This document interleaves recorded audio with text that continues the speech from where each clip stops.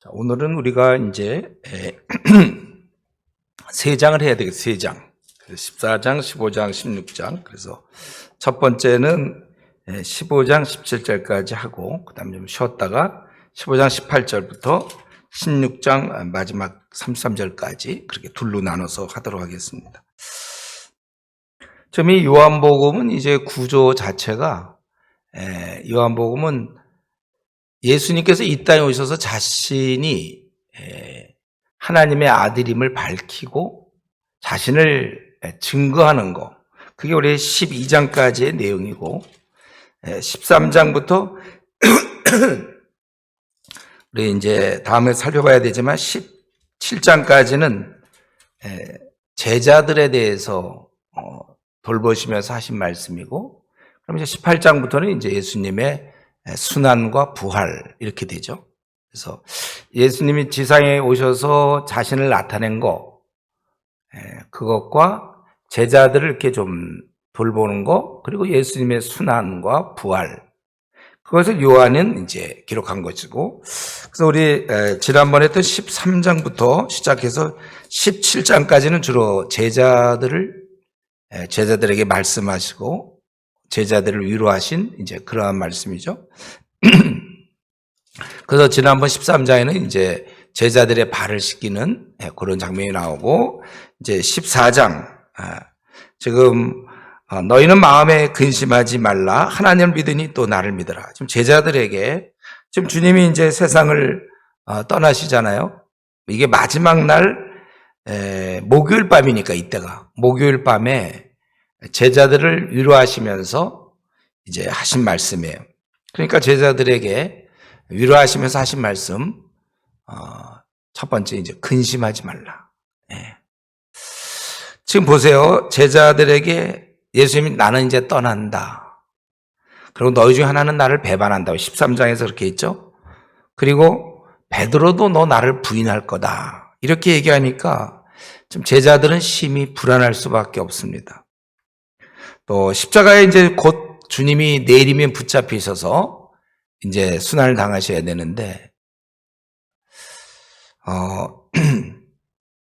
제자들이 심히 불안했을 거예요.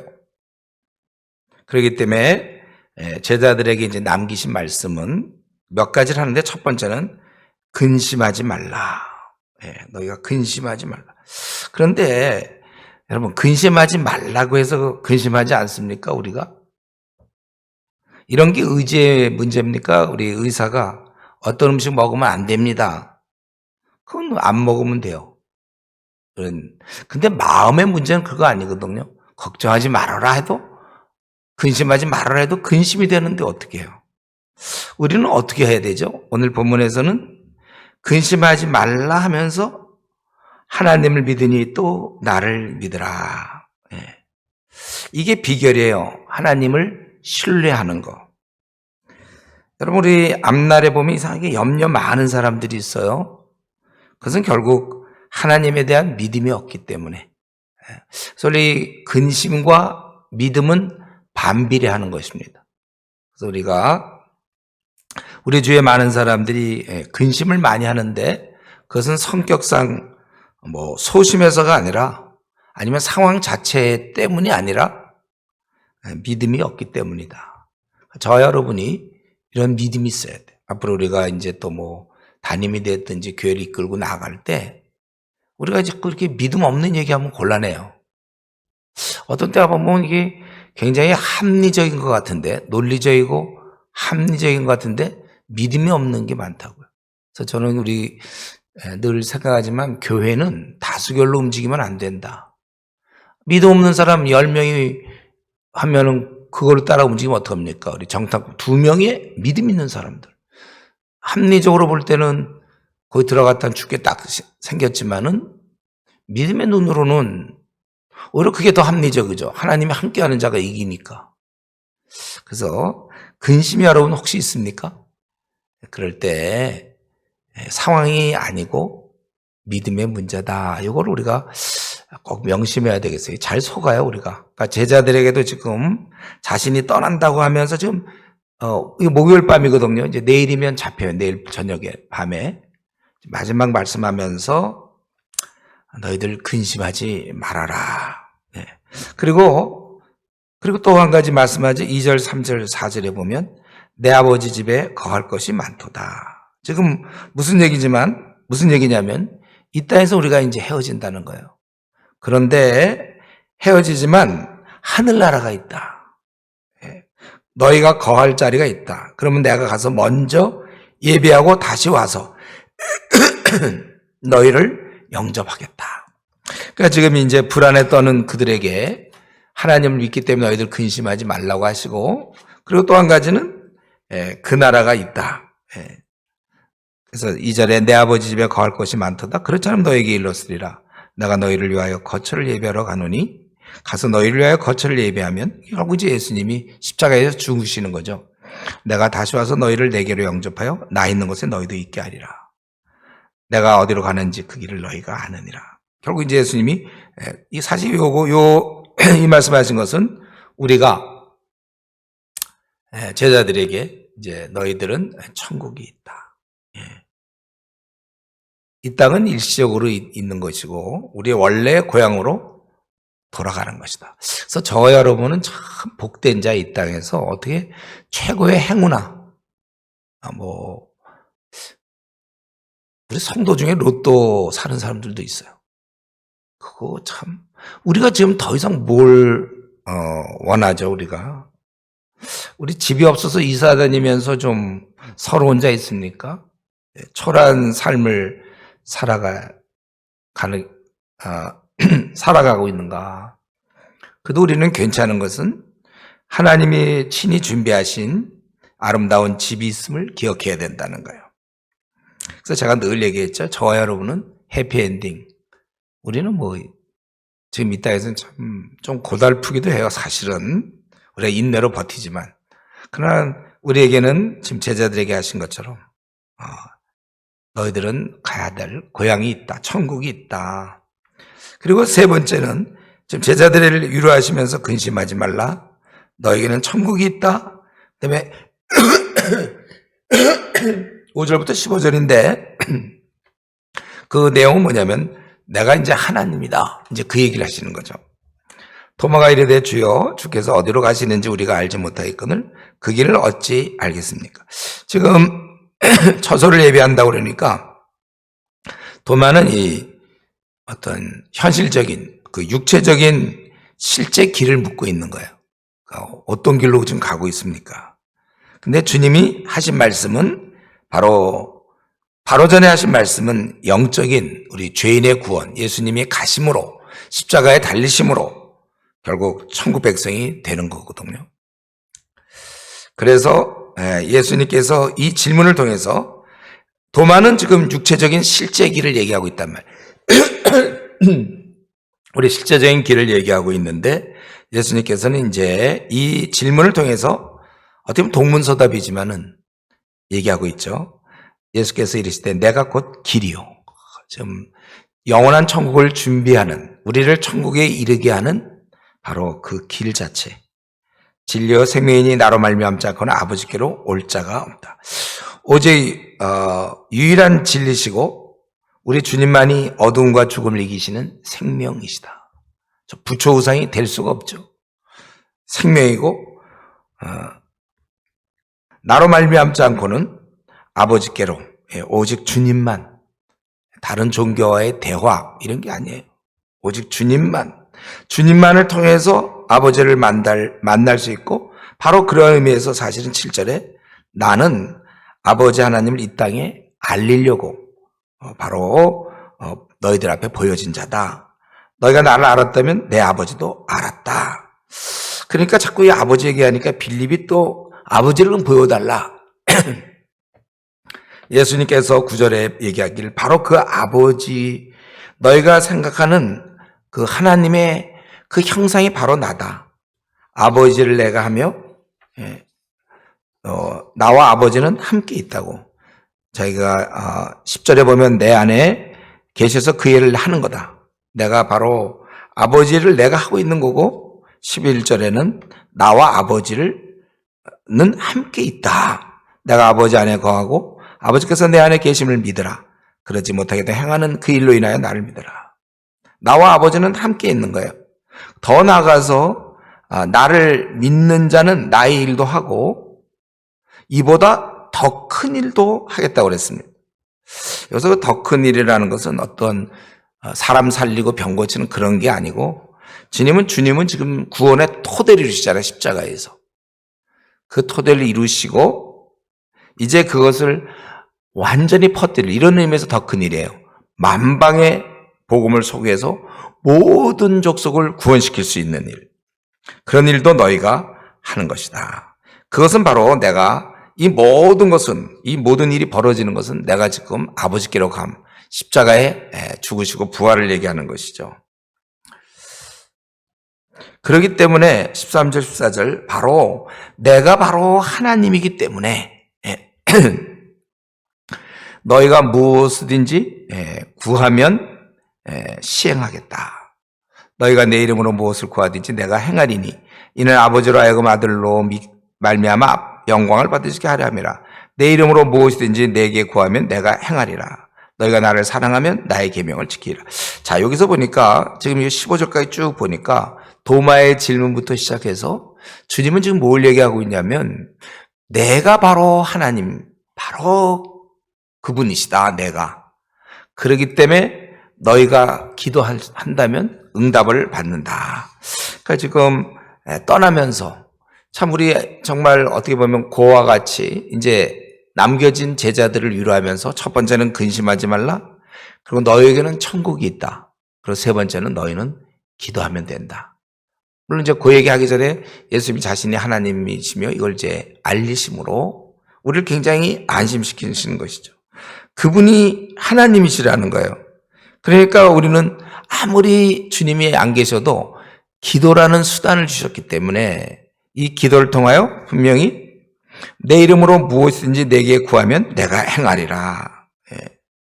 그래서 우리는 이 기도를 통해서 그 어떤 것든지 뚫고 나갈 수가 있는 것입니다.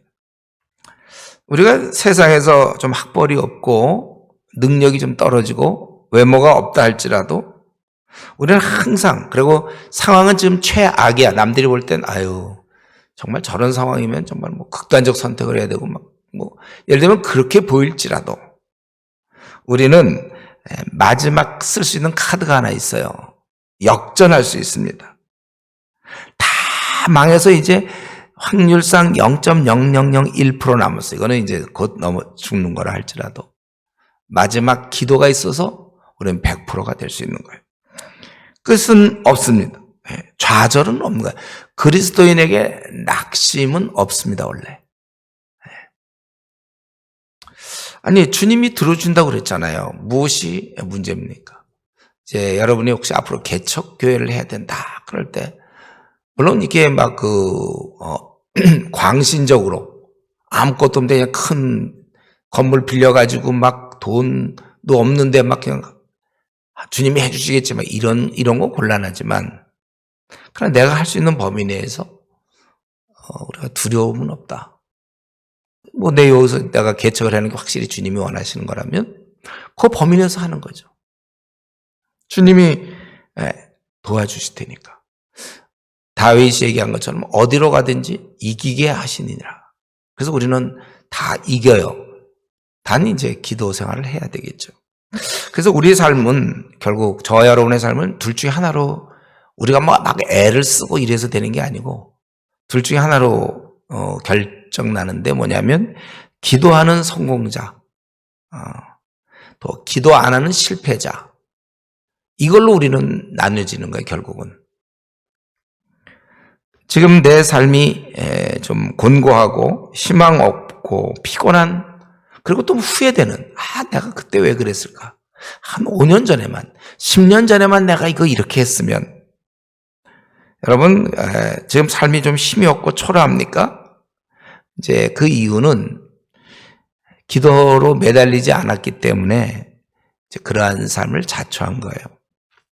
스스로 실패자가 되기로 결정한 것입니다. 기도 안 할 수 있는, 우리가 그러니까 이렇게 실패자인데, 그러니까 실패를 하지 않을 수 있어요. 그런 길이 훤히 보이는데도 어리석게 자기가 그 길을 간 겁니다. 기도하지 않고 자기 힘으로 뭘 해보려고 하니까 반드시 되는 게 없어요. 그럴 경우는. 괜히 바쁘기만 하고, 그러니까 오히려 우리 그거 있잖아요. 내가 뛰면 내가 그냥 뛰는 거고, 내가 기도하면 이제 하나님이 일하시는 거고, 우리 그런 얘기 있죠. 많이 봤을 거예요. 내가 일하면 내가 일하는 거고, 내가 기도하면 하나님이 일하는 거다.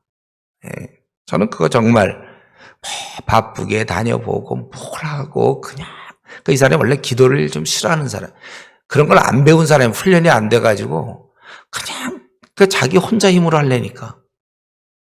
그러니까 어디 123층 빌딩 지는데 삽 갖고서 이제 지하 공사 하고 있는 거랑 비슷하죠. 포크레인이라든가 이런 걸 다 사용해도 그래야 되는데 자기 인생을 삽자로 들고 다니면서 이제 지가 파고 있으면 되겠습니까? 우리가 기도에 성공하는 사람, 그는 당연히 삶의 성공은 뒤따라오는 거예요. 근데 이제 기도가 실패하거나 아니면 기도가 거의 없는 사람, 한 평신도 수준, 하루에 한 2, 30분 기도하는 사람들, 그럼 벌써 삶의 실패죠. 목회의 실패요? 삶의 실패입니다. 하나님께 매달림이 있어야 돼요. 우리 야곱은 그 매달리느라고 밤새도록 매달렸잖아요. 여러분, 우리는 항상 경기장이 중요한 게 아니라 연습장이 중요한 거예요. 얼마만큼 여름에 땀 흘렸고 얼마만큼 훈련에 땀 흘렸는가가 경기장에서 반영되는 것이지, 연습장에서 펑펑 놀다가 경기장에 나가서 아무리 해봐야 안 되는 거예요. 저와 여러분의 생은 되게 쉬워요. 기도하세요.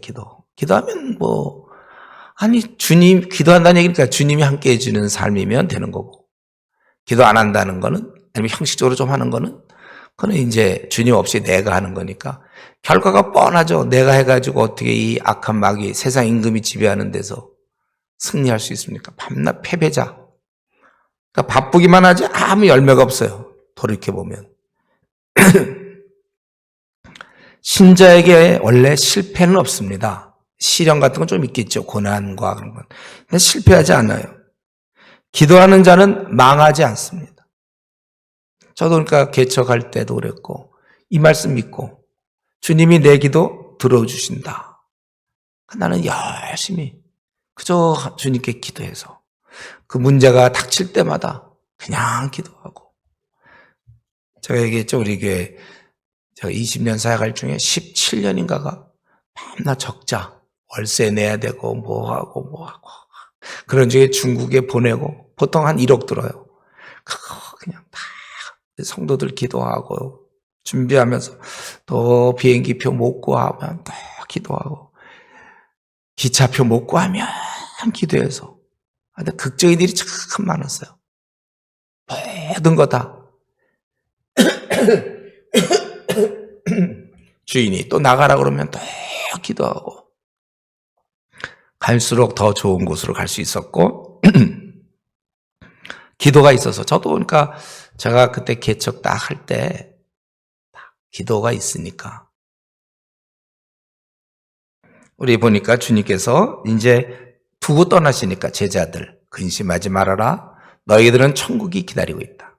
그리고 내가 하나님이니까 다행히 그 도마와 빌립이 아주 합세해서 이런 질문을 던져주는 바람에 내가 바로 하나님이 나다.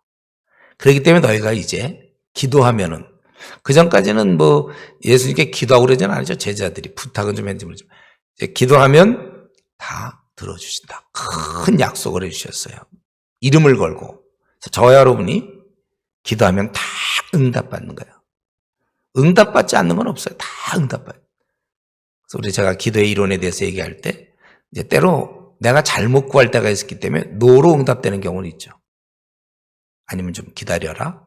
그럼 우리의 기도는 근본적으로 응답받는 거예요. 그러면 뭐가 좀 안 풀리면 그건 주님이 허락지 않는 거다. 노로 응답하는 거다. 예를 들면 우리 그런 경우 많잖아요. 이렇게 하면 그냥 하나님 편에서 그냥 해석해서 그거는 무슨 뭐 이렇게 하나님께서 어떻게 뜻이다 막. 근데 그게 그냥 아니고 진짜야 돼, 진짜. 진짜로 그런 확신이 드는 거죠. 그게 우리 어떤 뭐 자매가 왜 시집을 못 갑니까 할 때, 뭐 하나님 뜻이 있지 뭐 하나님께서 뭐 잘해주실 거야. 이게 아니라 하나님이 지금 너 아직 허락지 않는 거다, 진짜. 그렇게 믿어. 왜냐하면 허락하실 게 분명하니까. 기도했다면 이제 확실하게. 그러니까 이게 영성이에요. 목회자가 이런 영성이 있어야지. 보고 같이 그냥 하나님 편에 서긴 서갖고 확신도 없으면서 뭐 다 뜻이 있겠지. 아니면 합력하여 선을 이룬다. 뭐 그게 아니고 하나님 반드시 들어주세요. 이 땅에 두려운 게 어디 있습니까? 우리가 다 들어주시는데. 우리 주님이 지금 뭐 괜히 할 얘기 없으니까 이제 다 들어. 그거는 기도해서 응답받지 못하는 사람이나 그냥 원래 응답이 없는 사람이랑 차이도 없게요. 기도는 응답이 있는 거예요. 반드시 응답이 있다. 왜 수많은 사람들이 기도 응답을 못 받는다고 그러느냐? 기도하고 나서 다 까먹어 버려가지고 자기가 그런 기도했는지도 몰라. 보세요, 여러분. 1년 전에 내가 한 거 기억납니까? 다 까먹어 버려요. 그리고 기도 안 해놓고 자꾸 그걸 합리화시키고 뭐 하나님 뜻이 있겠지. 그 말 맞아요. 그러나 자꾸 기도 갖고 너무 그러지 마시고 기도에 응답이 있다는 걸 확실히 믿고 이 땅에 두려움이 없는 거예요. 저도 지금까지 어디로 가든지 이기게 하시는 다윗에게 한 것처럼 난 그걸 믿고 뭐든지 했어요. 그냥 밀어붙이고 나가고 승리하고. 왜냐하면 세상 사람이 없는 이 기도의 약속이 있거든요. 얼마나 귀한 말씀이에요. 내 이름으로 무엇이든지 내게 구하면 내가 행하리라. 그걸 진실로 꽉 믿으니까. 근데 이제 자꾸 이거 반대되는 게 이제 합리적, 논리적, 상황적 뭐. 그러니까 누구랑 의논하면 좀 곤란해. 이런 확신이 없는 사람들과 자꾸 의논해도 곤란해요. 여러분들 이거를 그냥 공식으로 하지 말고 마음의 확신을 딱 가지시고. 이게 없으면 굉장히 우리도 바쁜 거예요. 그러니까 맡기질 못하니까 내가 뛰어야 되니까 바쁘죠. 기도하는 사람은 그렇지 않아요. 여유가 있고 큰일 났다가 어디 있어요. 제가 우리 얘기했죠. 우리 교회 얘기도 다 우리 어디 갈 데 없고 주인이 이제 저 일주일 동안 기도하고 딱 내려오니까 나가라. 집 팔렸다. 그렇게 안 팔리던 집이 5년 동안 안 팔리던 집이 5년보다 더 됐죠, 사실은. 아무 대안 없을 때도. 그럼 우리 성도들 다 나가 앉아야 되는지만은 대안 없어도 저는 이걸 믿었어요. 기도했으니까. 정말 아무 대안이 없었어요. 그러나 하나님은 이제 일하시는 거네요. 하나님이 일하시는 거예요. 제자들에게 얼마나 큰 용기가 된지 모르죠. 지금도 마찬가지. 한국 교회를 들여다보면 너무 좀 이거 어떻게 해야 될지 모르겠어요. 그럼 이제 기도하고 있으니까 한국 교회를 해서 기도하고 있고 하나님 들어주시겠고 중국 대륙을 바꾸실 것이고 시진핑을 거두시겠고 심판하시겠고 막 그런 기도. 그리고 이제 네 번째로는 이걸로 끝나지 아니하시고 보혜사 성령을 주시겠다는 거예요. 그 26절까지 보혜사 성령을 주시겠다. 뭘 또 주십니까? 천국을 주시고 그리고 기도 응답의 특권을 주셨으면 되는데 또 이 땅에서도 우리를 이끌어 주실, 여기 보니까 다른 보혜사를 16절에 다른 보혜사를 너에게 주사 영원토록 너희와 함께 있게 하리니.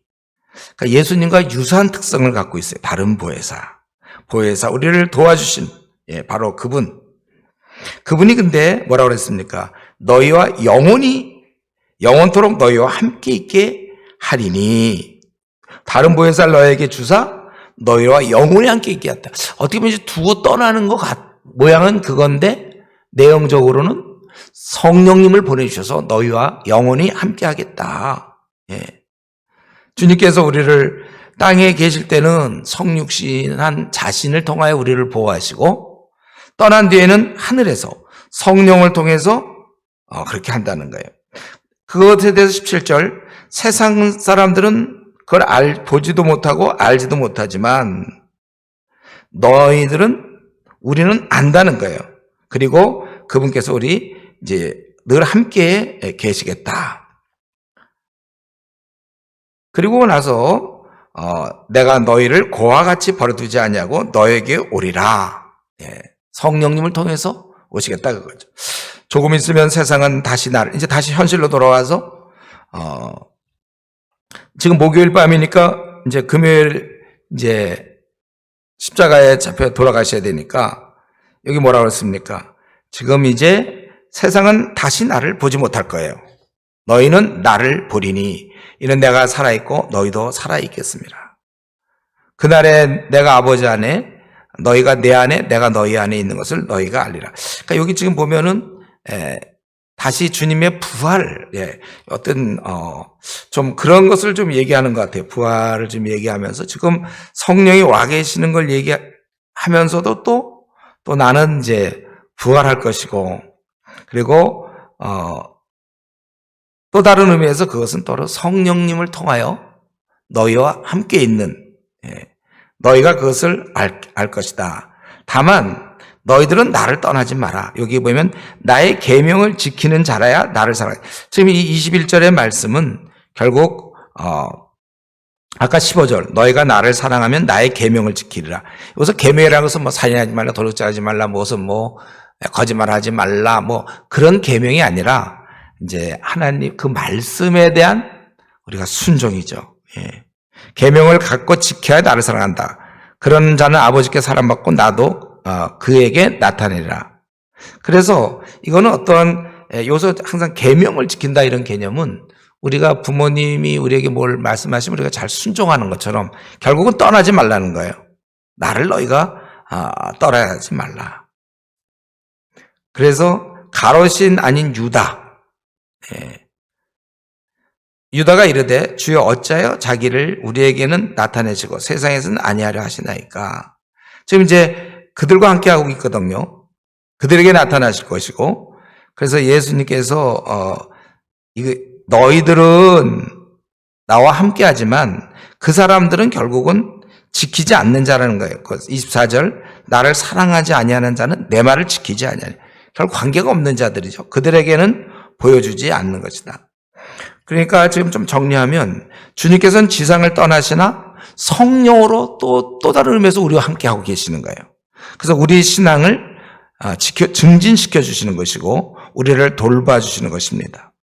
그럴 때 우리가 해야 될 일은 돌보실 때 가만히 있는 것이 아니라 좀 하나님 안에 항상 붙어 있어야 돼. 잘 순종해야 된다. 그래서 나의 계명을 지키는 자다. 21절.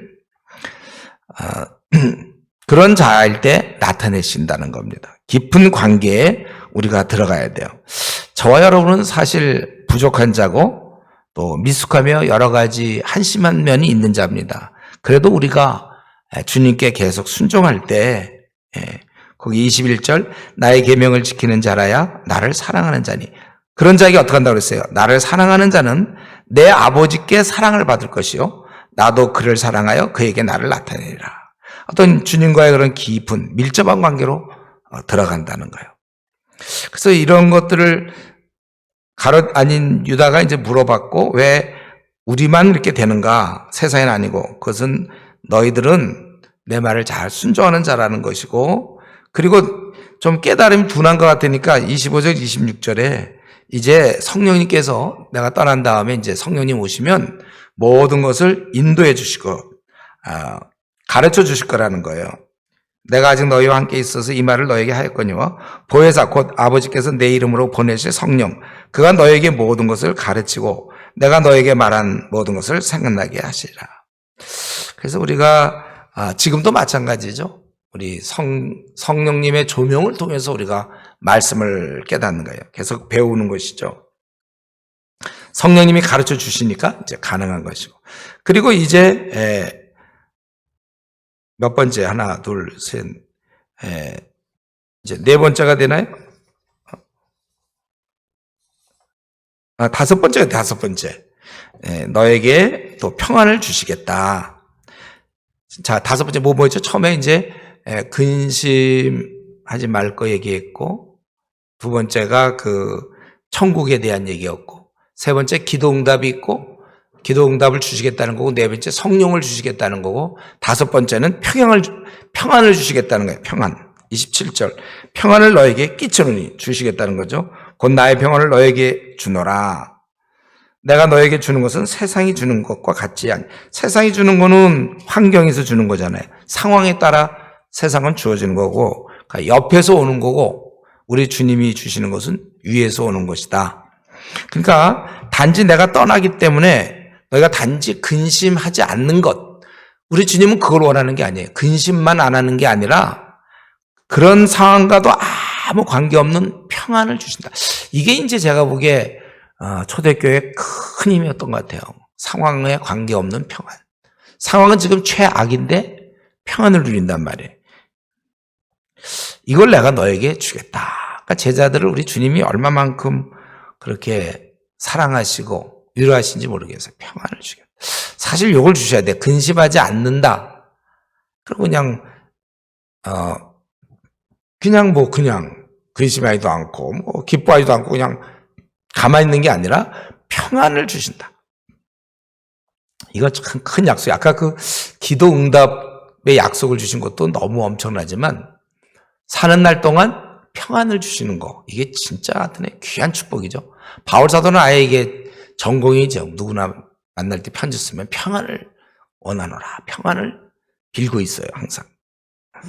근데 중요한 건요, 제가 생각할 때 평안. 지금 여러분이 섬기는 교회에서 얼마나 사람들이 평안을 누리고 있을까요? 이 평안이라는 것은 아느냐 모르느냐가 중요한 게 아니에요. 예수님 믿으면 평안하다. 그게 아니라 누리느냐 못 누리느냐가 중요해요. 중요한 건 오늘 지금 현재 누려야 한다는 거예요. 이걸 누려야 돼요. 오늘 평안을 누리지 못한 채 이제 앞으로 뭐가 되면 평안을 누리겠다. 그게 세상이에요. 세상 사람들. 뭐가 되면 되고. 우리는 뭐가 안 돼도 평안이라니까. 만약에 지금 상황이 엉망이에요. 근데 어쨌든 평안을 빼앗겼다면 그건 신앙에 문제가 발생한 것입니다. 다른 말로 하면 하나님과의 문제가 생긴 거예요. 조금 더 쉽게 얘기하면 기도 생활이 지금 흔들리고 있는 겁니다. 제대로 딱 기도 생활이 받쳐주지 않는 거예요. 여러분, 이거 평안을 누리지 못한다는 건 좋은 우리의 증상입니다. 내가 제대로 주님 섬기는 자는 다 평안을 누리게 돼 있어요. 초대교인들이 그걸 누린 거죠. 아무리 순교적 상황이라도 깊은 평안. 아무리 회사가 부도를 맞고 회사에서 쫓겨나게 되고 대학을 떨어지고 결혼이 안 되고 몸에 병이 나고 그래도 되는 일 없어도 우리는 평안. 이거는 세상에서 주는 게 아니라 여기서 분명히 세상에 주는 것과 같지 않은 거라고 그랬잖아요. 바로 위로부터 오는 평안. 여러분, 이것 꼭 우리가 매일매일 누려야 되지 미래 어느 날 뭐가 해결되면 된다 이러는 건 세상 사람이에요. 우리는 지금 누려야 되고 만약에 그게 아니라면 이거를 오늘 안에 꼭 회복해야 돼요. 우리 비행기 같은 경우 자전거야 조금 어디 부분 어떻게 되더라도 비행기 같은 거 안전 점검이 너무 중요하잖아요. 그거는 절대 저기해야 돼. 그거는 큰일 나요. 우리 신앙생활에 있어서 이 마귀가 우는 자처럼 돌아다니며 산길자를 찾고 있는데 우는 사자처럼 말이죠. 내가 이런 아주 심각한 평안을 빼앗긴 상태에 그건 있을 수 없다는 거예요. 속히 언제든지 평안은 회복해놓고 여러분 뭐든지 하세요. 그리고 자기가 평안을 자꾸 깰 것 같은 것들은 미리미리 좀 피해서 좀 빨리빨리 정리할 거 정리하고 질질 끌 게 아니라 자기가 할 수 있는 거 빨리빨리 정리하면서 어떠든지 자기가 늘 이런 평안을 유지해야 되고 그래서 이제 결론적으로 28절부터 32절 지금 내가 갔다가 너에게 온다는 말을 너희가 들었나니 나를 사랑하였다면 내가 아버지께 갔음을 기뻐하였으리라. 아버지는 나보다 크심이라. 지금 우리 주님이 우선 아버지는 나보다 크다. 이것 때문에 여호와 증인들은 예수님을 하위 개념으로 보는데 본질의 비교가 아니라 이거는 지금 현재 일시적으로 인간의 몸을 입고 낮아진 상태를 얘기하는 거예요. 지금은 고난 중이지만 이제 하늘에서는 영광을 얻을 거예요.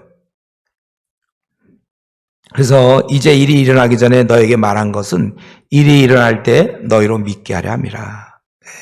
미리 말해서 믿게 하고자 함이에요. 지금 당장은 이해하지 못해도 나중에 이제 알게 될 거니까. 이후에 내가 너희와 말을 많이 하지 아니하리. 할 수도 없어요, 사실은.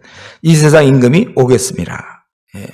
그러나 그는 내게 관계할 것이 없으니 내가 비록 세상 임금에겐 당하지만 이것은 내가 힘이 없기 때문에 죽는 것이 아니라 이게 이제 그는 내게 관계할 게 없다는 뜻이에요. 그게 아니라 오직 바로 아버지의 명하신 대로 내가 행하는 것뿐이다. 31절에 오직 내가 아버지를 사랑하신 것과 아버지께 명하신 대로 행하는 것을 세상이 알게 하미라. 일어나라 여기를 떠나자 하시니라. 그러니까 이 십자가의 사건은 지금 제자들에게 굉장히 안심시키고 이거는 결국 승리를 위한 절차라는 거죠. 그러니까 오히려 내가 아버지께 가는 것을 28절에 너희가 기뻐했으리라. 이거는 절차라는 거예요. 여러분 우리가 이 지금 14장을 보면서 사실 우리 주님은 제자들에게 또 우리들에게 사실은 많은 축복을 주시려고 죽으시는 분이에요. 그러면서도 이걸 보면 우리가 느끼는 거는 정말 우리 주님께서 자기 양들을 이렇게 죽기 전까지도 돌봐 주시는구나. 저와 여러분이 사실은 이런 면에서 이런 귀한 사랑을 받은 자입니다. 주님의 돌보심을 받은 자. 그래서 우리는 감사하면서 남은 생을 살아야 될 것이고 오늘 주님이 제자들에게 약속하신 것, 우리들에게 약속하신 것을 우리가 꼭 기억하면서 이제 우리는 이런 큰 특권을 누리는 거 아닙니까? 천국이 우리에게 있고 사느날 동안 기도응답이 있으며 영원토록 성령님이 우리와 함께 하시고 또 우리에게 평안을 주시기 때문에 이제 우리는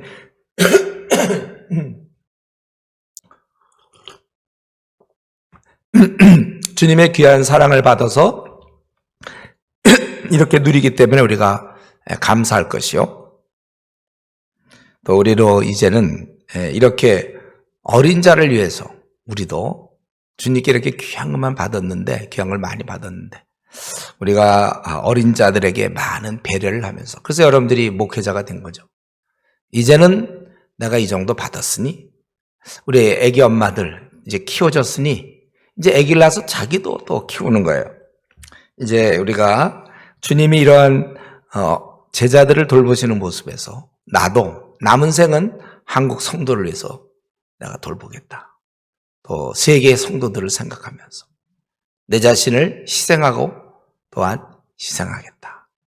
그래서 우리가 좀 내 주변을 잘 정리하고 생을 아주 단순하게 만들어서 오직 다른 사람 돌보는 데 힘써야 될 것입니다.